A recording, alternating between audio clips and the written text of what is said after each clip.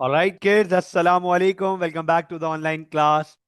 So, in our previous class, we started our absorption costing system, in which we thoroughly reviewed the background of absorption costing system and how it is different from marginal costing system.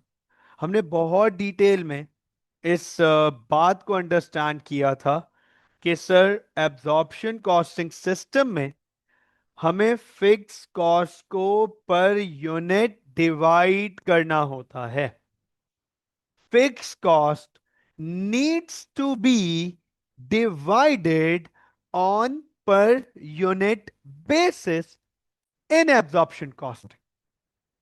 तो हमने ये simple formula पढ़ा था कि ये तो बड़ा आसान है सर, बहुत आसान फॉर्मूला है.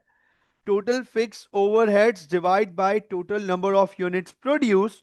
जितने यूनिट्स बनाए हैं और जितने ओवरहेड्स हैं, ओवरहेड्स को डिवाइड कर दें जितने नंबर ऑफ यूनिट्स बनाए हैं, तो sir fix overhead per unit मिल जाएगा हमें.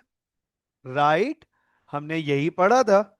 और इसी के साथ हमने अपनी पहली एक्टिविटी परफॉर्म की थी, जहां मार्जिनल और एब्जॉर्प्शन से हमने एक ही क्वेश्चन, एक ही बिजनेस का दोनों स्टेटमेंट्स के थ्रू प्रॉफिट निकाला था.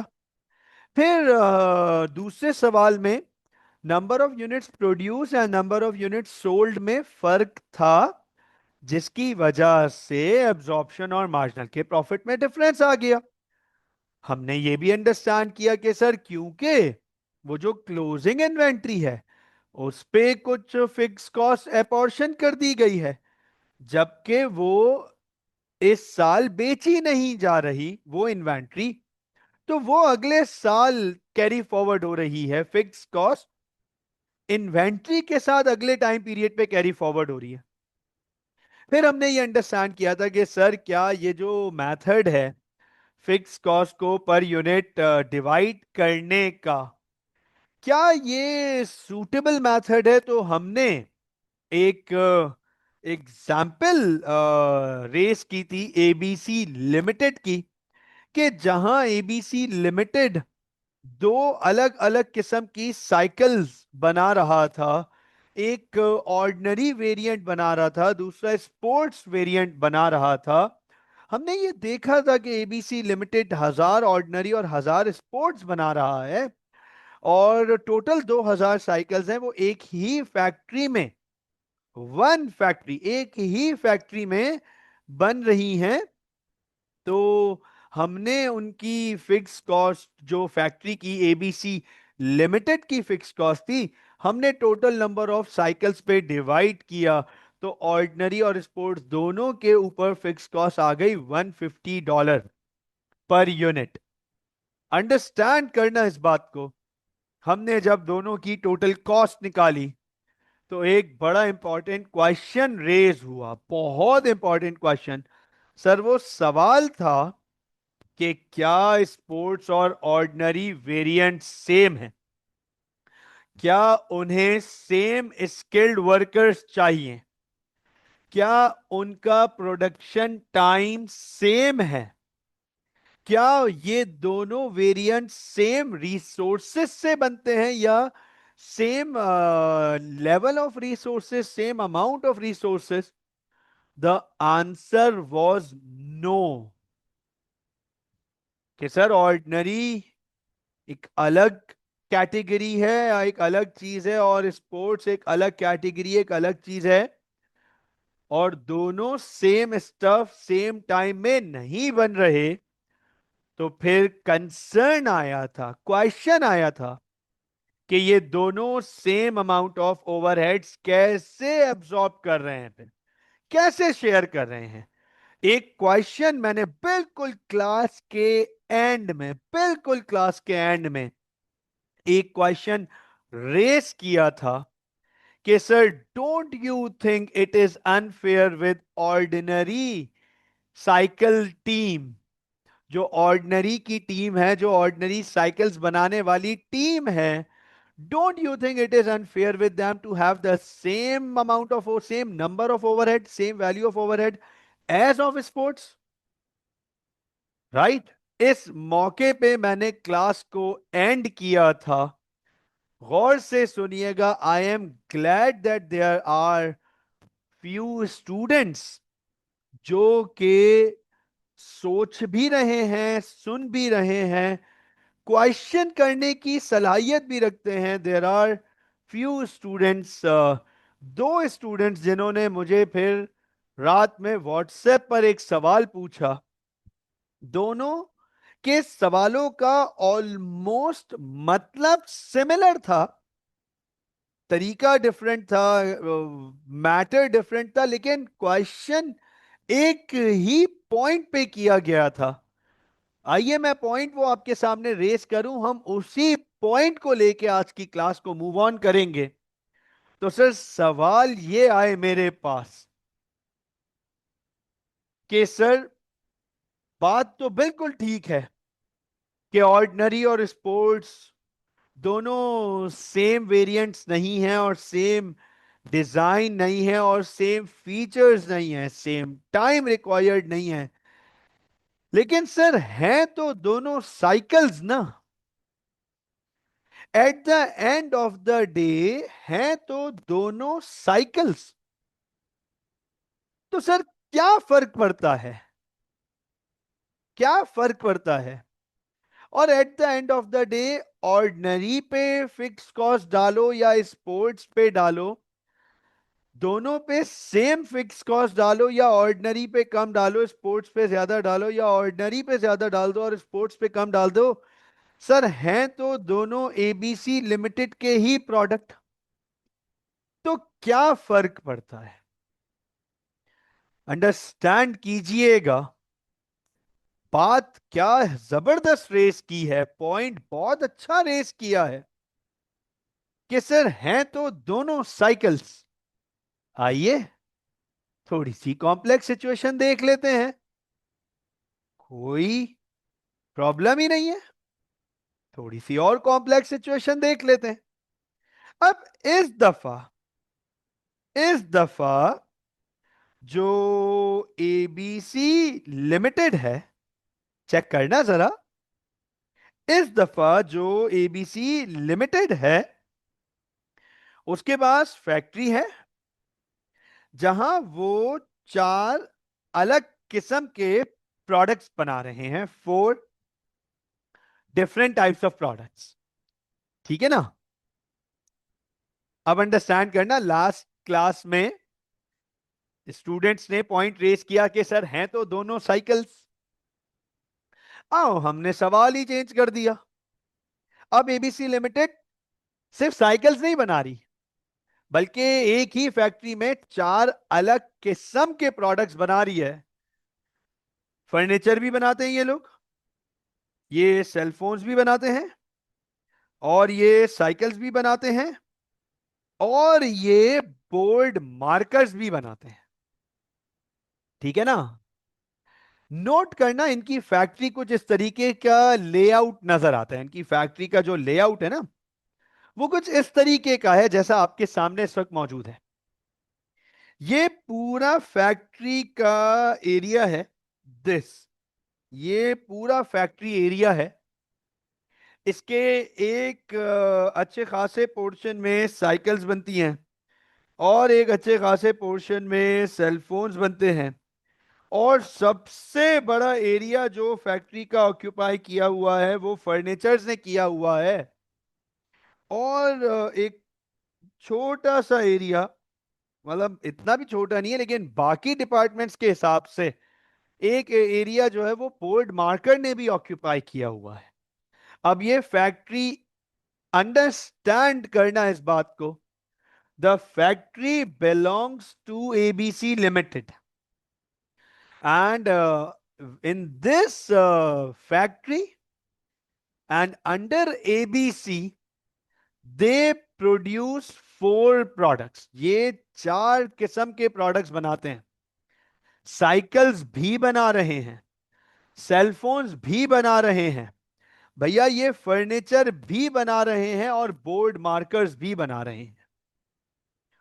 नोट करना, फोकस करना, हमें यह पता चला the fixed annual cost of factory is $800,000. What is the total fixed overhead absorbed by each product? तो अब अंडरस्टैंड करना, हमें पता ये चला कि एबीसी लिमिटेड जिसके अंडर ये फैक्ट्री है, तो ये फैक्ट्री की fix cost, annual fix cost, annual साल की, ईयर की फिक्स कॉस्ट है $800,000। ठीक है ना? अब आपसे कह रहे हैं कि बताओ बोर्ड मार्कर पे कितना जाएगा और फर्नीचर पे कितना जाएगा, साइकिल्स पे कितना जाएगा और सेलफोन्स पे कितना जाएगा।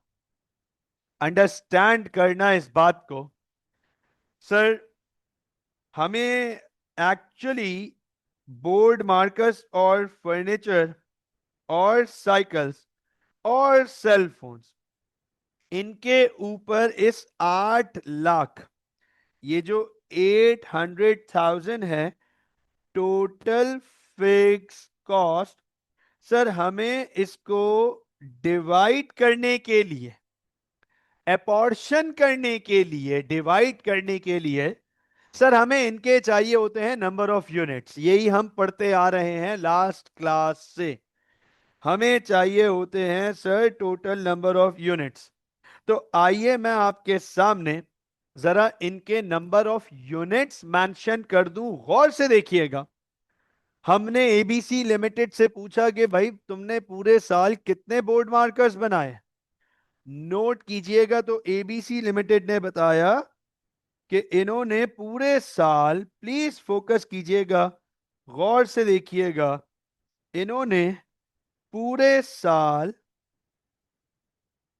10,000 यूनिट्स बनाए। 10,000 यूनिट्स ऑफ बोर्ड मार्कर्स, मतलब बोर्ड मार्कर्स डिपार्टमेंट में 10,000 बोर्ड मार्कर्स बनाए पूरे साल।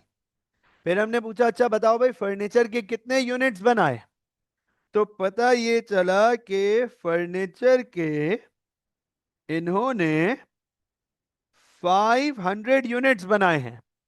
ठीक है ना? और फिर ये पता चला कि सर सेलफोन के कितने यूनिट्स बनाए, तो सेलफोन के इन्होंने 5,000 यूनिट्स बनाए हैं। और साइकिल्स के इन्होंने 1,500 यूनिट्स बनाए हैं, 1,500 यूनिट्स। अब अंडरस्टैंड कीजिएगा इस बात को, फोकस कीजिएगा। हमें यह पता चल गया कि एबीसी लिमिटेड ने एज अ बिजनेस अपने 4 डिफरेंट प्रोडक्ट रेंज के कितने कितने यूनिट्स बनाए हैं। अब है ना, मैं उन दोनों स्टूडेंट्स जिन्होंने मुझे मैसेज किया कल क्लास के बाद, और 2 मेन इंपॉर्टेंट पॉइंट थे, जिसमें पहला पॉइंट क्या था, जरा गौर से सुनिएगा। पहला पॉइंट कि सर क्या फर्क पड़ता है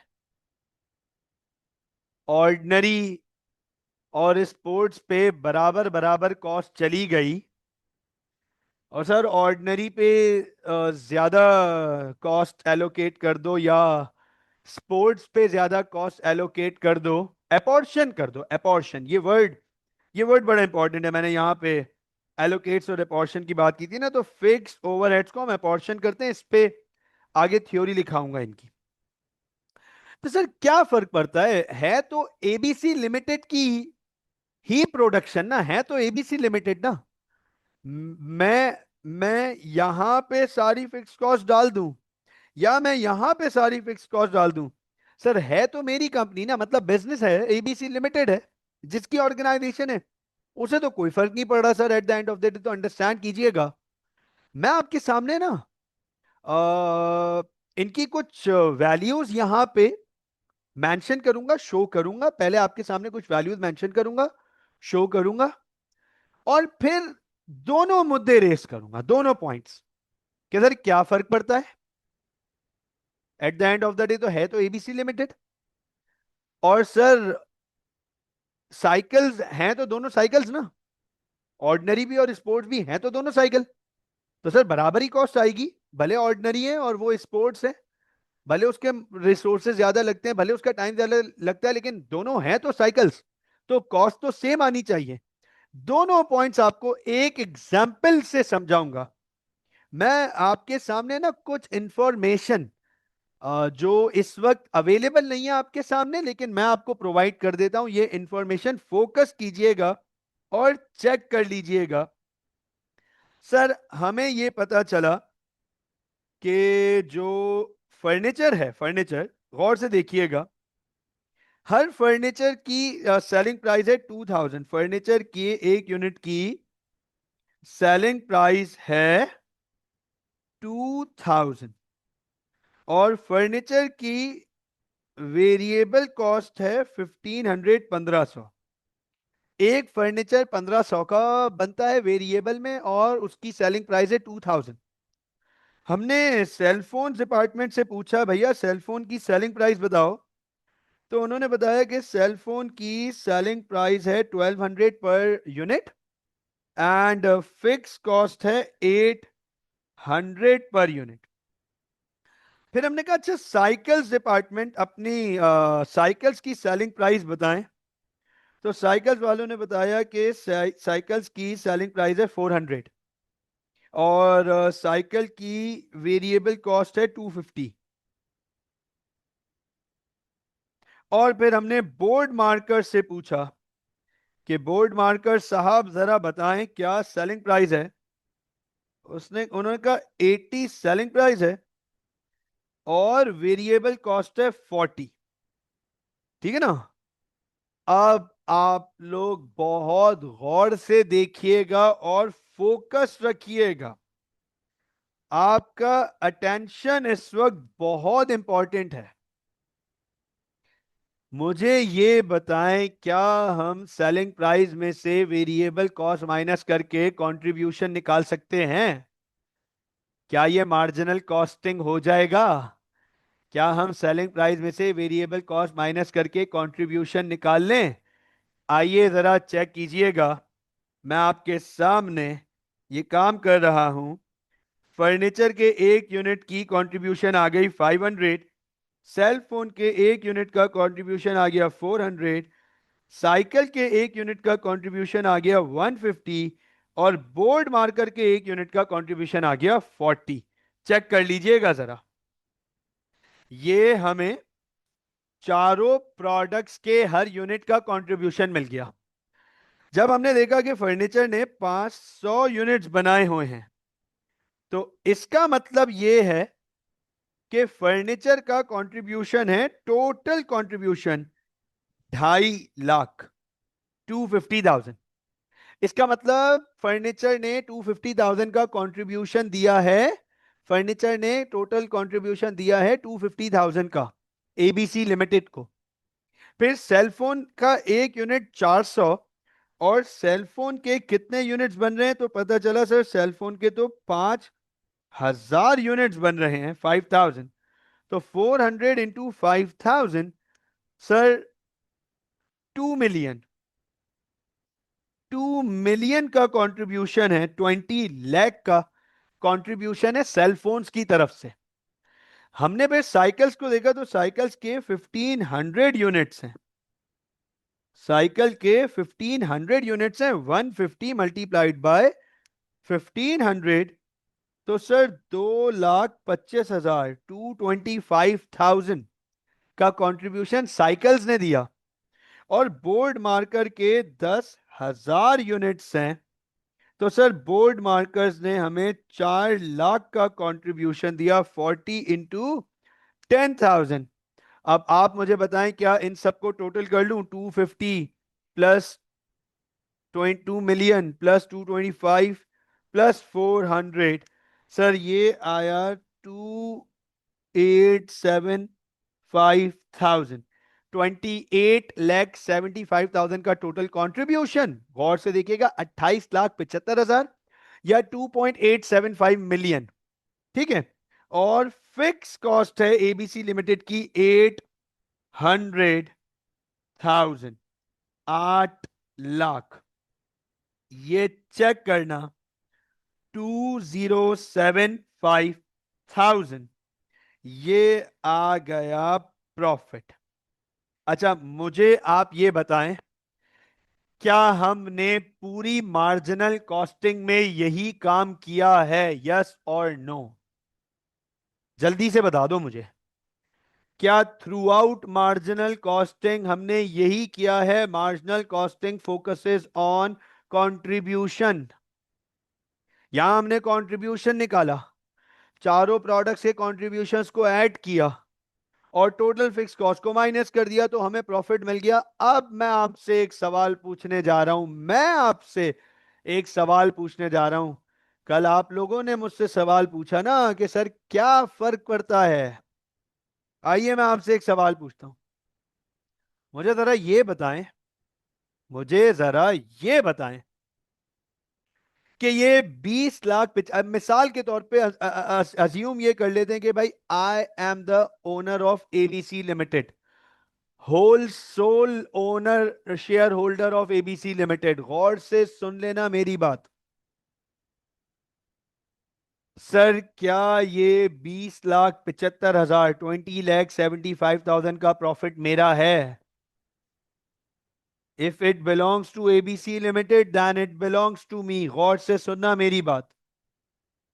लेकिन क्या मुझे एज एन ओनर ये बात नहीं पता होनी चाहिए कि साइकिल की परफॉर्मेंस कैसी थी, और बोर्ड मार्कर्स की परफॉर्मेंस कैसी थी, और फर्नीचर डिपार्टमेंट की परफॉर्मेंस कैसी थी, और सेलफोन डिपार्टमेंट की परफॉर्मेंस कैसी थी?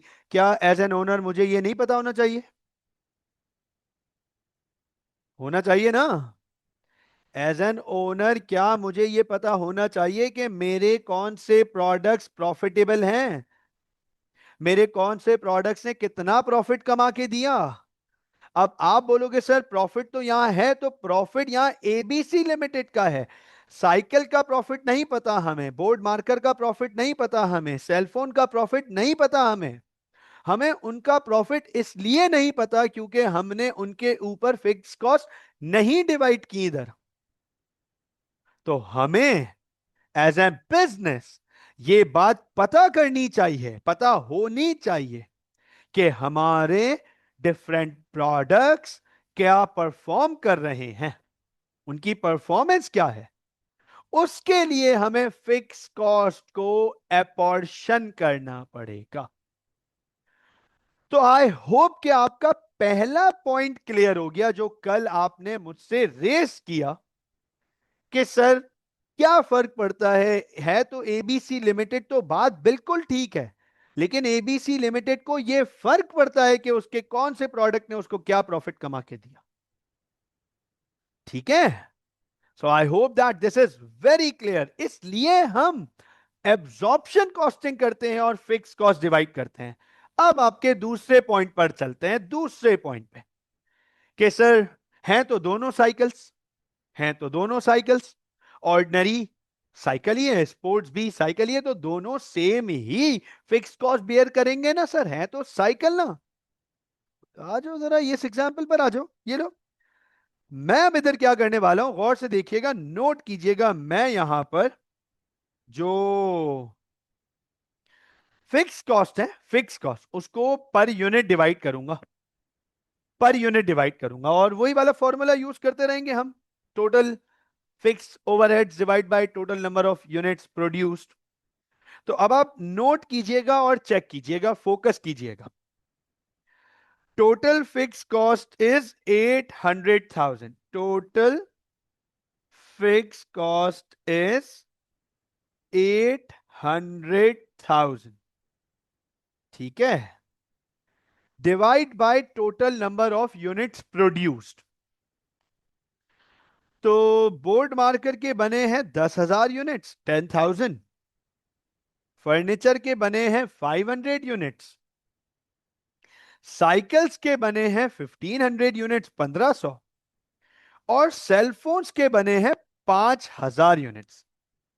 इसका मतलब एबीसी लिमिटेड ने इस साल टोटल 17,000 यूनिट्स बनाए हैं, टोटल 17,000 यूनिट्स।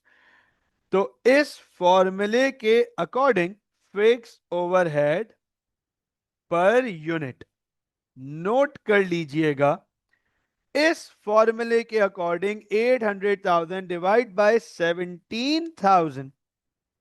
सर अच्छा, बहुत बड़ा डेसिमल है ये, बहुत सारे डेसिमल है, मैं इसको 3 डेसिमल पे ले जा रहा हूं, 3 डेसिमल पे।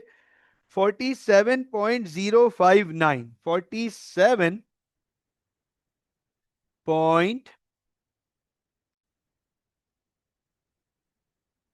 47.059, 0588 है, 0.059, ठीक है, 0.059, 47.059, ये हमारा फिक्स ओवरहेड पर यूनिट आ गया।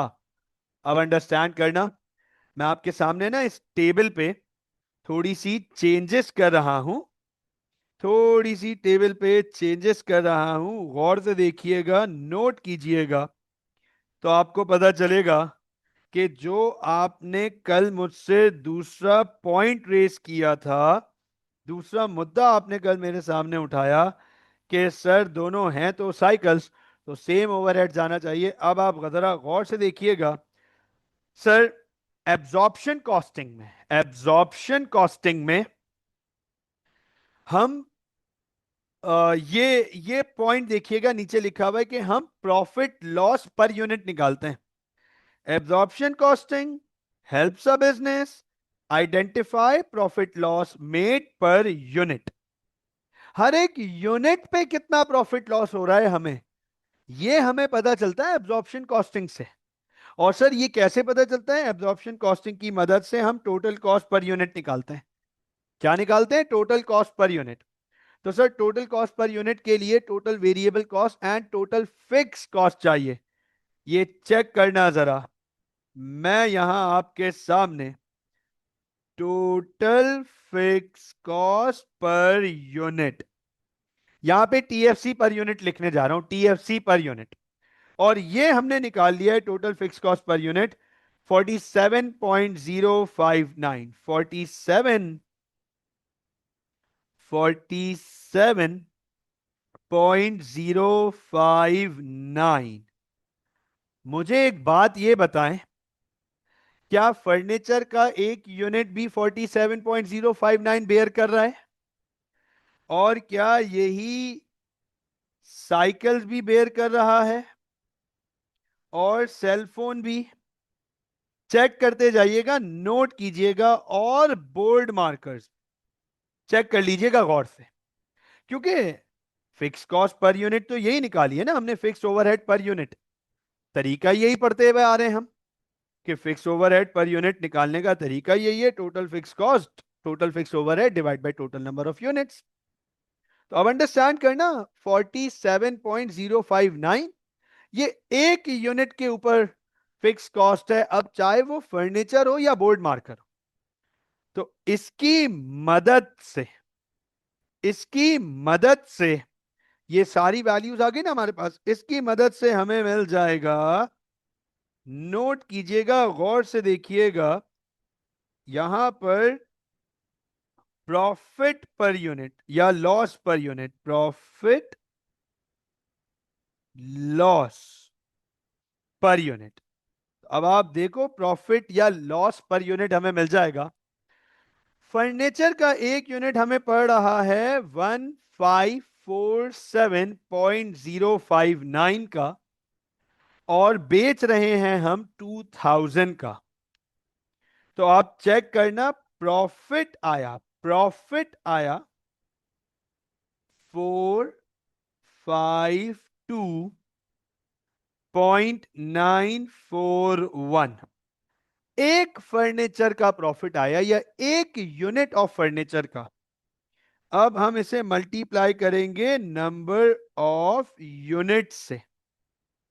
तो फर्नीचर के कितने यूनिट्स हैं सर? फर्नीचर के 500 यूनिट्स हैं, ठीक है ना? फर्नीचर के 500 यूनिट्स हैं, 500। 500 से जब इसको मैं मल्टीप्लाई कराऊंगा, चेक करना, तो सर फर्नीचर ने हमें कमा के दिया 26470.5, तो 471, ये लीजिए 471। ये हमें प्रॉफिट ये हमें प्रॉफिट कमा के दे रहा है पूरा फर्नीचर डिपार्टमेंट, ठीक है ना, तमाम यूनिट्स। ये एक यूनिट की बात नहीं हो रही, तमाम यूनिट्स की बात हो रही है यहां। तो फर्नीचर ने हमें एज अ डिपार्टमेंट प्रॉफिट कमा के दिया है, 226,471 का प्रॉफिट दिया है। अब हम सेलफोन्स की बात करने जा रहे हैं, नोट कीजिएगा सेलफोन्स। सेलफोन का एक यूनिट हमें पड़ रहा है 847.059 का। अगर हम इन दोनों को ऐड कर दे तो हमें टोटल कॉस्ट मिल जाएगी। एक यूनिट हमें पड़ रहा है 847.059 का, और सेलफोन्स बेचे जा रहे हैं 1200 के, 1200। हर एक सेलफोन बेचा जा रहा है 1200 का। तो सेलफोन के हर एक यूनिट हमें प्रॉफिट दे रहा है 352.941, और सेलफोन्स के 5,000 यूनिट्स हैं, 5,000। तो हम इसको जब 5,000 से मल्टीप्लाई करेंगे, 176, ओके, 1764705, मतलब 1.7 मिलियन अराउंड सेलफोन्स हमें प्रॉफिट कमा के दे रहा है। पे साइकिल्स की अगर बात करें तो एक साइकिल हमें पड़ रही है 297.059 की, वेरिएबल और फिक्स मिलाकर टोटल कॉस्ट ये देखो, टोटल कॉस्ट पर यूनिट, इसमें वेरिएबल और फिक्स दोनों इंक्लूडेड हैं, ठीक है ना। ये रही वेरिएबल और ये रही फिक्स। 297.059 की एक साइकिल पड़ रही है।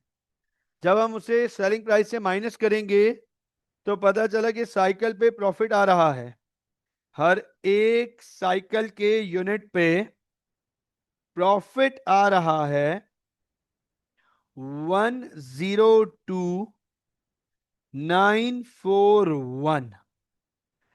और कितनी साइकिल्स हैं सर? 1,500 साइकिल्स हैं, 1,500, 1,500, 1,500 साइकिल्स हैं। मल्टीप्लाई करेंगे तो 154,412, डेसिमल को राउंड करने के बाद ये हमारे पास प्रॉफिट आ गया by cycle, profit from cycle department से हमें प्रॉफिट मिल गया। अब आप एक चीज नोट करो, बोर्ड मार्कर हमें पड़ रहा है 87.059 का, 87.059 का। 40 की वेरिएबल कॉस्ट है और 47.059 का उस पर फिक्स कॉस्ट है। तो ये चेक कीजिएगा, बोर्ड मार्कर हमें पड़ रहा है 87.059 का, जबकि वो बेच रहे हैं हम 80 का। तो भैया बोर्ड मार्कर पे तो लॉस हो रहा है, बोर्ड मार्कर पर हमें नुकसान हो रहा है 7.059 का। और 10,000 यूनिट्स हैं बोर्ड मार्कर के, कितने? 10,000 यूनिट्स हैं बोर्ड मार्कर के। तो मल्टीप्लाई करेंगे इसको 10,000 से, तो सर ये लॉस आ गया 70,590 का। तो अब आप अंडरस्टैंड करना, फोकस करना, मैं आपको एक चीज, जरा जबरदस्त एक चीज दिखा रहा हूं, नोट करना। सर फर्नीचर हमें प्रॉफिट दे रहा है 226,471, सेलफोन हमें प्रॉफिट दे रहा है 176,4705, साइकिल्स हमें प्रॉफिट दे रहा है 154,412, बोर्ड मार्कर हमें लॉस दे रहा है 70,590। मैंने प्रॉफिट निकाला, टोटल प्रॉफिट निकाला 207,498। अच्छा, क्या ये 20,75,000 के राउंड है? बता दो, देख के बता दो। क्या ये 20,75,000 के राउंड है? $2 का ही तो फर्क आ रहा है, वो डेसिमल की वजह से है। क्या ये भी 20,75,000 है? क्या ये वैल्यू 20,75,000 पर आ जाएगी? Which is exactly same as the profit we identified in marginal costing. Same profit हमने मार्जिनल कॉस्टिंग में भी आइडेंटिफाई कर लिया था, 20,75,000। लेकिन अंडरस्टैंड करना, यहां हमें यह पता चल गया, यहां हमें यह पता चल गया कि हमें कौन सा डिपार्टमेंट अच्छी परफॉर्मेंस करके दे रहा है और कौन सा डिपार्टमेंट हमें बुरी परफॉर्मेंस करके दे रहा है। मुझे ये बताएं, do you guys think that this is fair with all having same fixed cost? आपने मुझसे कल ये क्वेश्चन पूछा था ना कि सर हैं तो दोनों साइकिल्स, स्पोर्ट्स हो या ऑर्डिनरी, हैं तो दोनों साइकिल्स। तो अब आप मुझे बताएं, डू यू थिंक कि ये बोर्ड मार्कर पे भी उतनी ही फिक्स कॉस्ट लगनी चाहिए जितनी फर्नीचर पे लग रही है?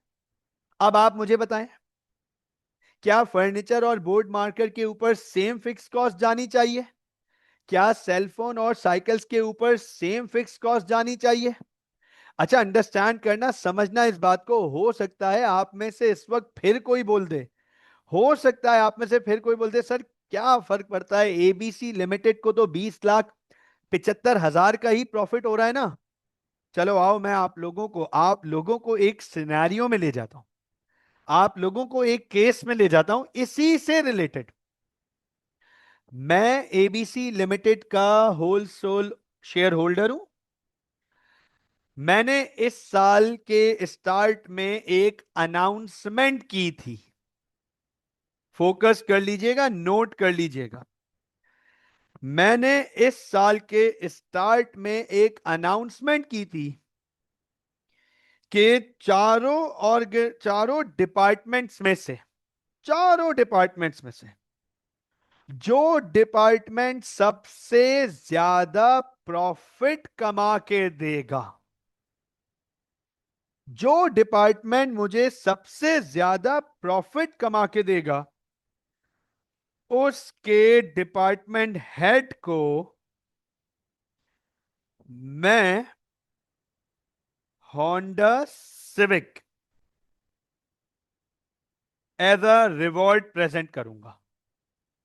उस डिपार्टमेंट हेड को मैं as a reward in return of the highest profit Honda Civic reward करूंगा। जो सेकंड लेवल पर आएगा, सेकंड लेवल पे सर, उसको टोयोटा यारिस रिवॉर्ड में मिलेगी। और जो थर्ड पर आएगा उसको सुजुकी ऑल्टो मिलेगी।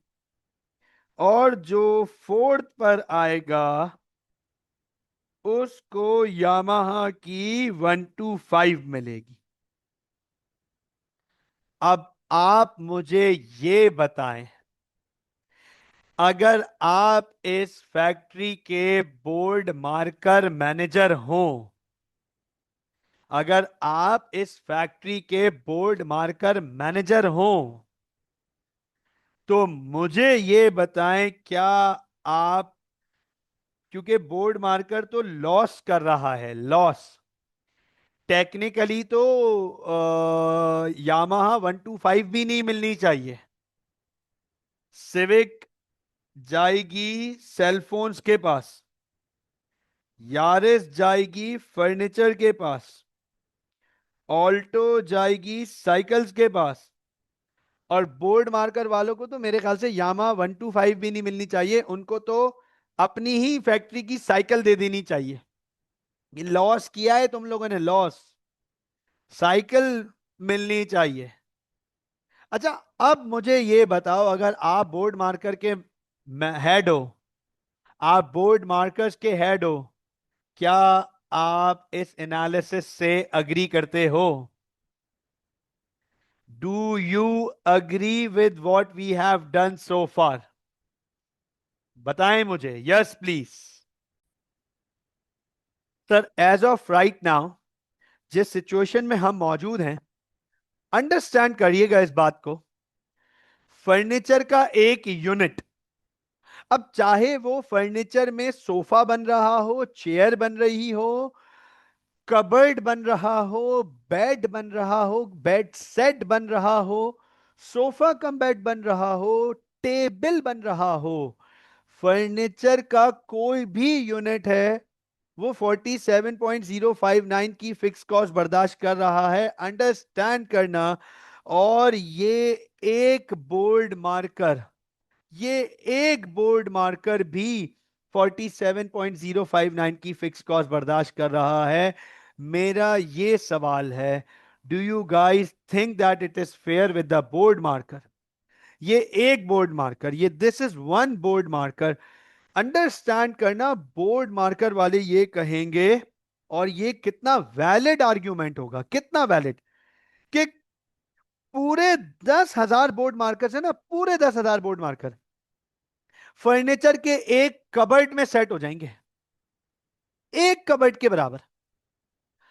ना ना हमारे बोर्ड मार्कर कोई स्पेस ले रहे हैं, ना कोई बहुत एक्स्ट्रा ऑर्डिनरी कोई रिसोर्सेज ले रहे हैं, कहां फर्नीचर, कहां बोर्ड मार्कर, कैसे सेम फिक्स कॉस्ट डाल दी?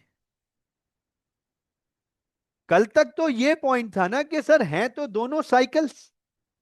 चलो आज तो कहानी चेंज हो गई ना, अब दोनों साइकिल्स नहीं है, अब एक फर्नीचर है। फर्नीचर को जरा माइंड में अज्यूम तो करो, फर्नीचर बना रहे हैं हम, फर्नीचर। कोई कोई लेट सपोज कोई ब्राइडल बेड सेट बना रहे हैं, किस किस साइज का होगा? किंग साइज बेड बना रहे हैं, क्वीन साइज बेड बना रहे हैं, sir 7 seater furniture sofa set बना रहे हैं, गार्डन चेयर्स बना रहे हैं, गार्डन टेबल बना रहे हैं, दिस वुड बी ह्यूज। तो क्या वो फर्नीचर और ये एक बेचारा गरीब board marker same fix cost बर्दाश्त करे? The answer is no.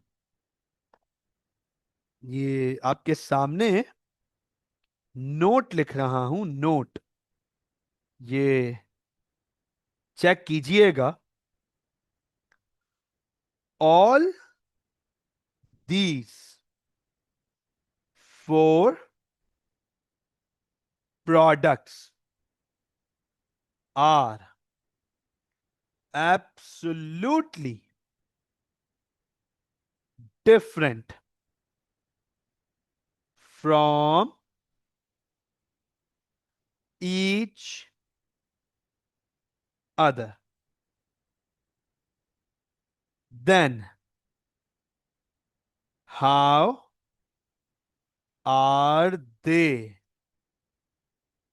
sharing the same fixed cost per unit?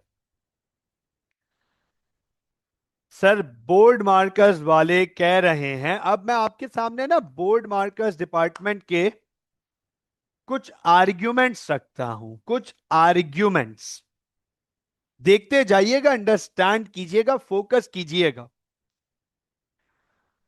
Board marker department कह रहा है कि सर जिस हिसाब से आपने हमें फिक्स कॉस्ट दी है, जिस हिसाब से आपने हमारे ऊपर फिक्स कॉस्ट डाली है, तो हम अकेले, पूरा डिपार्टमेंट, बोर्ड मार्कर का पूरा डिपार्टमेंट अकेले 4,70,590 की फिक्स कॉस्ट बर्दाश्त कर रहा है, out of the 800,000। Board marker department कह रहा है, पहली बात जरा गौर से देखो, हमारे प्रोडक्ट का ये साइज है एक यूनिट का, तो 10,000 बोर्ड मार्कर्स ना, 10,000 बोर्ड मार्कर्स एक फर्नीचर, सिंगल फर्नीचर सेट के अंदर आ जाएंगे, सिंगल फर्नीचर सेट के अंदर।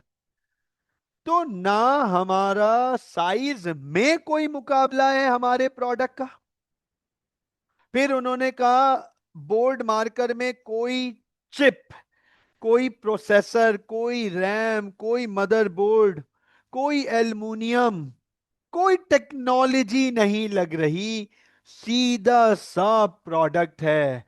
सर सेल फोन्स को तो देखें, सेल फोन्स को दुनिया भर की टेक्नोलॉजी इसके ऊपर लग रही है। तो सर कैसे हम हमारे और इसकी फिक्स कॉस्ट सेम कर दी आपने? अगर मैं जो फिक्स कॉस्ट हमने एलोकेट एपोर्शन की है, अगर मैं सेल फोन्स की फिक्स कॉस्ट निकालूं 47.059, 47.059 मल्टीप्लाइड बाय 5000, तो सेल फोन का पूरा डिपार्टमेंट बोर्ड मार्कर से आधी कॉस्ट बेयर कर रहा है, 235, 295, आधी कॉस्ट बेयर कर रहा है।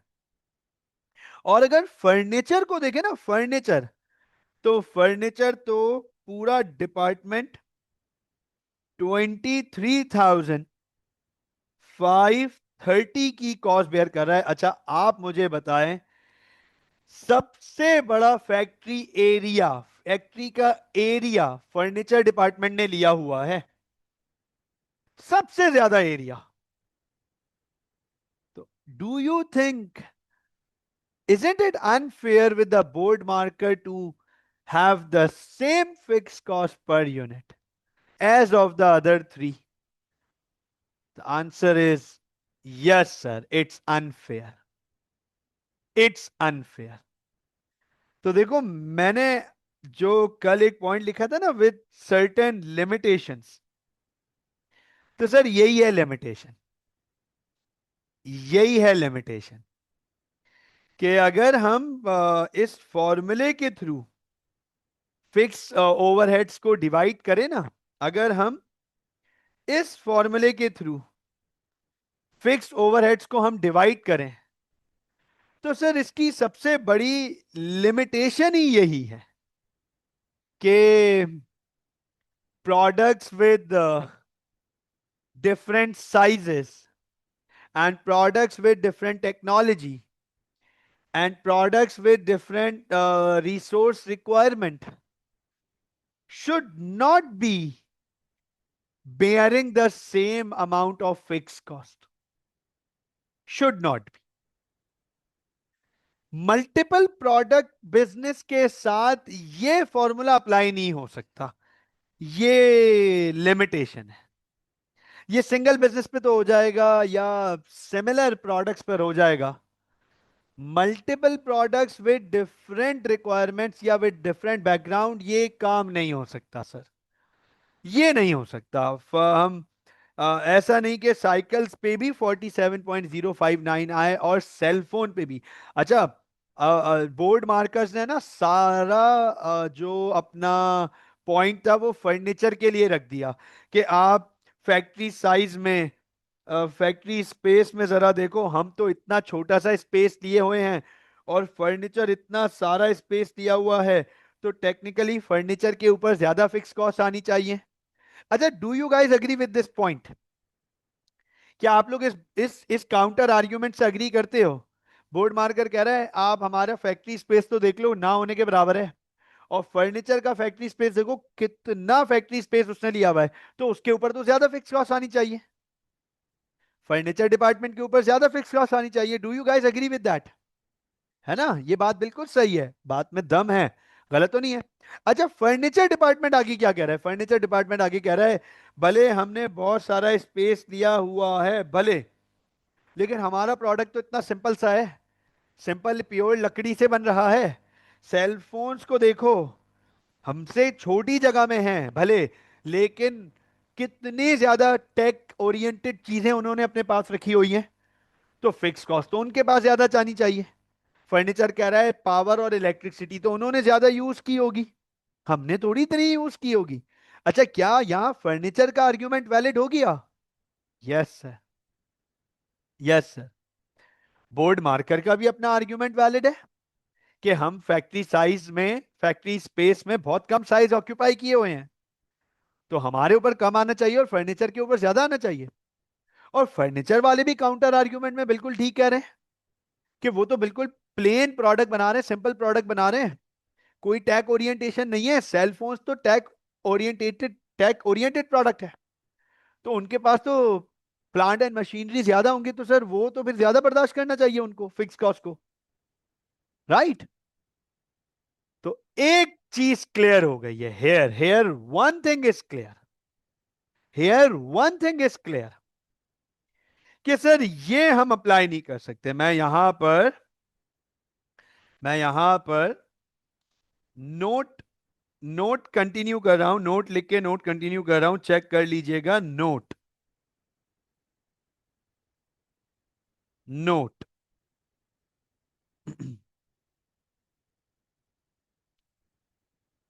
One thing is clear that with multiple products business not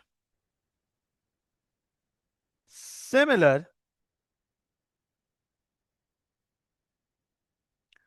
the above method of dividing fixed cost per unit is not suitable or applicable, then how to divide fixed cost on unit basis। तो आज हमारी class में हमें ये बात समझ आ गई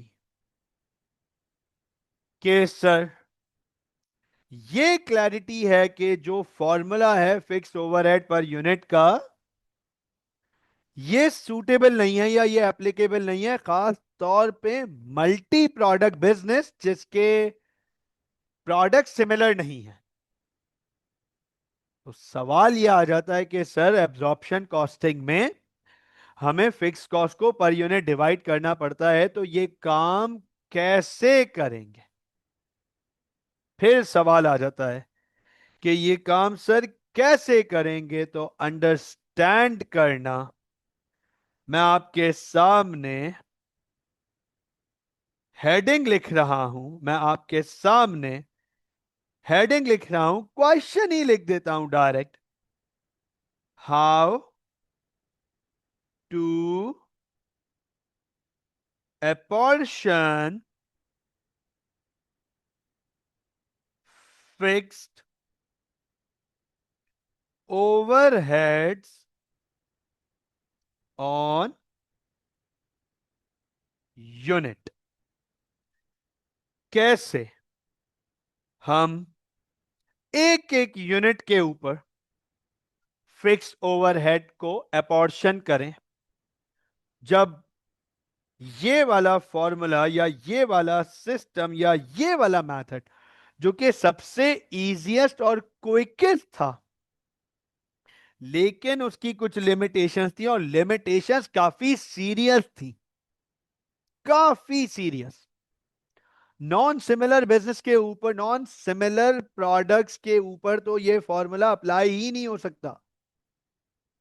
ये जरूर हो सकता है कि हम दो किस्म के बोर्ड मार्कर्स बना रहे हैं, ये जरूर हो सकता है कि हम दो किस्म के बोर्ड मार्कर्स बना रहे हैं, तो ठीक है, दोनों बिल्कुल सिमिलर ही है, तो टोटल नंबर पे डिवाइड कर दो, कोई फर्क नहीं पड़ता। हम दो हम 10 किस्म के बर्गर्स बना रहे हैं, तो चलो हैं तो बर्गर्स ही, डिवाइड कर दो टोटल नंबर ऑफ यूनिट्स पे, लेकिन अगर हम डिफरेंट काइंड ऑफ प्रोडक्ट्स बना रहे हैं, मल्टी प्रोडक्ट्स, जैसे मिसाल के तौर पे एक बड़ी जबरदस्त आपको एग्जांपल दूं, भूख लग जाएगी, रेड एप्पल है ना, अब हमारे पास hot and roll, red apple है, हॉट एंड रोल है। अब अंडरस्टैंड करना, वो एक ही बिल्डिंग में ऑपरेट कर रहे हैं, वो एक ही बिल्डिंग में ऑपरेट कर रहे हैं, ऐसा ही है ना। उस बिल्डिंग का रेंट एक ही है, यूटिलिटीज सेम है, मेंटेनेंस सेम है, मैं मतलब they belongs to building, the rent, the utilities, the maintenance, they all belong to building. लेकिन सर, हॉट एंड रोल तो बारबेक्यू भी बना रहा है और जिंगर भी बना रहा है, सैंडविच भी बना रहा है, रोल भी बना रहा है। तो अगर मुझे ये पता करना है कि हॉट एंड रोल के रोल कितना प्रॉफिट कमा के दे रहे हैं और जिंगर कितना प्रॉफिट कमा के दे रहे हैं, उसके बर्गर्स कितना प्रॉफिट कमा के दे रहे हैं, तो सर फिर तो हम हम ये वाला फॉर्मूला नहीं यूज कर सकते sir, because burgers are different from rolls and they both are different from barbecue, and they three are different from sandwiches. We cannot use the following formula. सवाल आता है फिर सर, फिर क्या करें, कैसे, हाउ? तो अंडरस्टैंड कीजिएगा, नोट कर लीजिएगा, फोकस कर लीजिएगा, आपके सामने लिखने जा रहा हूं, following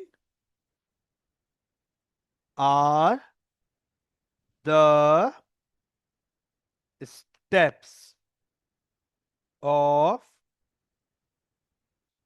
absorption costing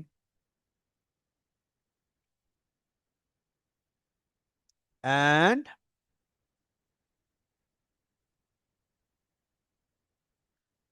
apportioning of fixed overheads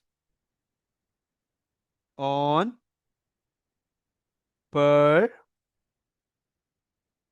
unit।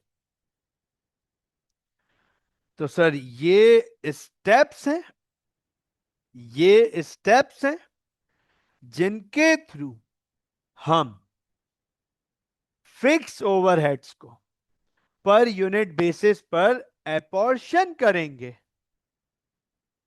Number one, step number one, check कर लीजिएगा। Step number one, apportion the fixed overheads to each cost center on suitable basis। तो सबसे पहले स्टेप में हमें क्या करना होता है, हमें फिक्स ओवरहेड्स को हर एक कॉस्ट सेंटर पे डिवाइड करना होता है। किस पे? हर एक कॉस्ट सेंटर पे डिवाइड करना होता है हमें। अब यहां पर स्टूडेंट्स का बड़ा इंपॉर्टेंट सवाल आ जाता है, वेरी वेरी इंपॉर्टेंट क्वेश्चन। यहां पर स्टूडेंट्स का एक बड़ा इंपॉर्टेंट सवाल आ जाता है कि sir, what is a cost centre? Sir ये कॉस्ट सेंटर क्या होता है? What is a cost centre? What do we mean by cost centre? ये कॉस्ट सेंटर क्या चीज है सर? कॉल सेंटर नहीं, कॉस्ट सेंटर, ठीक है ना। आइए मैं आपके सामने कॉस्ट सेंटर को डिफाइन कर रहा हूं। कॉस्ट सेंटर को चेक कीजिएगा।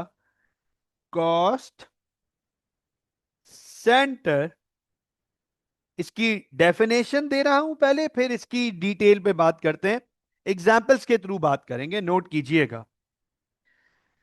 It is a department, a product, a section, a unit,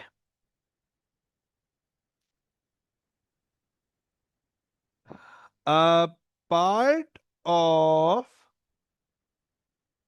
production process to which costs can be allocated and linked along.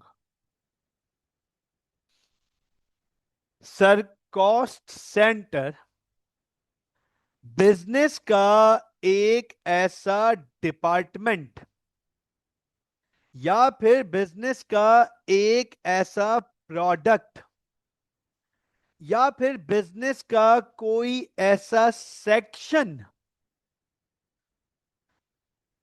जिस पर कॉस्ट डिवाइड की जा सके,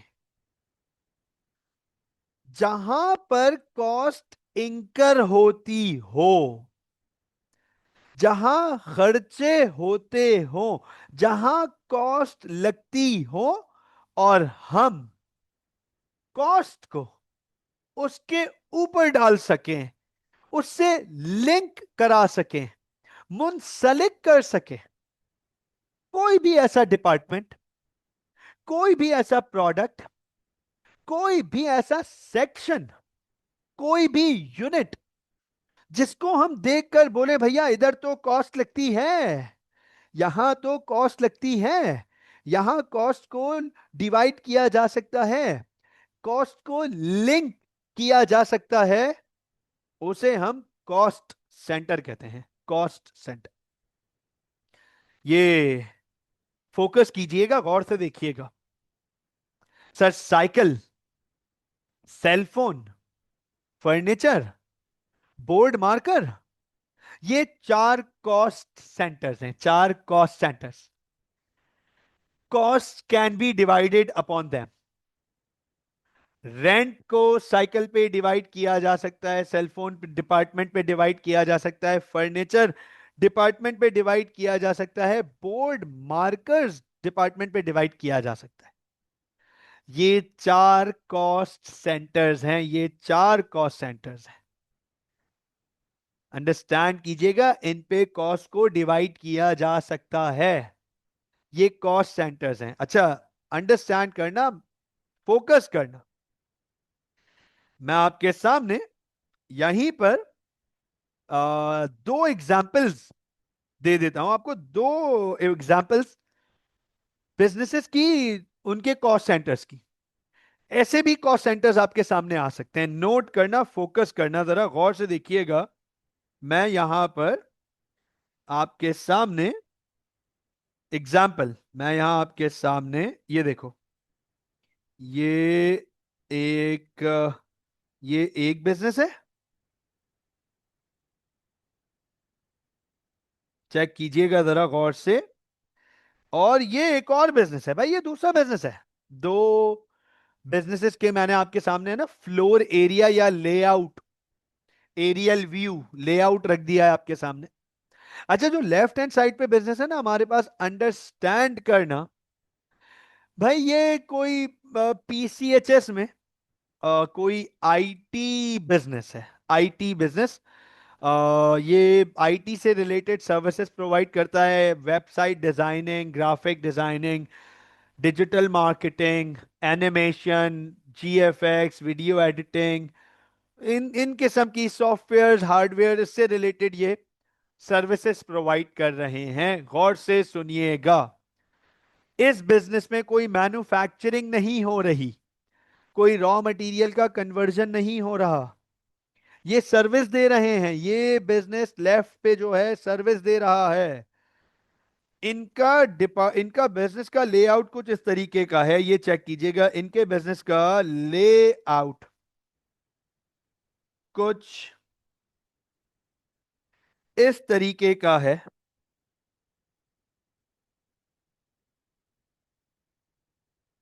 ये देखो, इनके बिजनेस का लेआउट कुछ इस तरीके का है।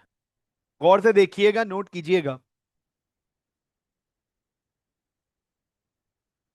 सर ये एरिया मैनेजर 1 के अंडर आता है, ये मैनेजर 2 के अंडर आता है, ये मैनेजर 3 के अंडर आता है, और ये एरिया मैनेजर 4 के अंडर आता है। समझिएगा इस बात को, ये मैनेजर्स कॉस्ट सेंटर्स हैं। इन चारों मैनेजर्स के ऊपर कॉस्ट को एलोकेट किया जा सकता है कि रेंट डिवाइड करो, सिक्योरिटी डिवाइड करो, इंश्योरेंस डिवाइड करो, मेंटेनेंस डिवाइड करो, क्योंकि इनके रिस्पेक्टिव डिपार्टमेंट्स में कॉस्ट इंकर होती हैं, कॉस्ट लगती हैं। कॉस्ट सेंटर, कोई भी ऐसा सेक्शन बिजनेस का, डिपार्टमेंट बिजनेस का, प्रोडक्ट बिजनेस का, कोई यूनिट जिसके ऊपर आप कॉस्ट डिवाइड कर सको, उसे कॉस्ट सेंटर कहते हैं। एक आखिरी एग्जाम्पल कॉस्ट सेंटर की दे रहा हूं, आखिरी एग्जाम्पल। भाई सपोज करो हम डिफरेंट काइंड ऑफ कार्स बना रहे हैं, गाड़ियां, गाड़ियां ही बना रहे हैं बस, लेकिन different variety and different kinds, different models, different design. अब है, हमारे पास एक ही प्रोडक्ट है, यूनिवर्सली एक ही प्रोडक्ट है, ऑटोमोबाइल, कार। लेकिन उसके अंदर different design and different models and different shapes and different features हैं। ये तमाम गाड़ियां इन तमाम डिपार्टमेंट से गुजरती हैं। 1, 2, 3, 4, 5, 6, 7, 8, 9, 10। ये तमाम गाड़ियां इन डिपार्टमेंट से गुजरती हैं। नोट कीजिएगा, चेक कीजिएगा, ये डिपार्टमेंट, इस पे कॉस्ट लग रही है cost center, department 2 cost center, department 3 cost center. पूरी फैक्ट्री का rent, security, insurance, maintenance, utilities, power, heat and light, electric, sewerage, हर चीज हम डिवाइड कर सकते हैं यहां पर। सो आई होप कि आप लोगों को कॉस्ट सेंटर बिल्कुल आराम से, सुकून से समझ आ गया होगा। मैं यहां एक पॉइंट और लिखूंगा, क्लास को वाइंड अप करने से पहले चेक कर लीजिएगा, नोट कर लीजिएगा। There are there are two types of cost centres. Sir दो टाइप्स के कॉस्ट सेंटर्स होते हैं। Number 1, production cost centres. Number 2, service cost centres. तो दो टाइप के कॉस्ट सेंटर्स हैं, production cost centres and service cost centres. मुझे बताएं, क्या आज की क्लास का सारा कंटेंट क्लियर हुआ? Yes please.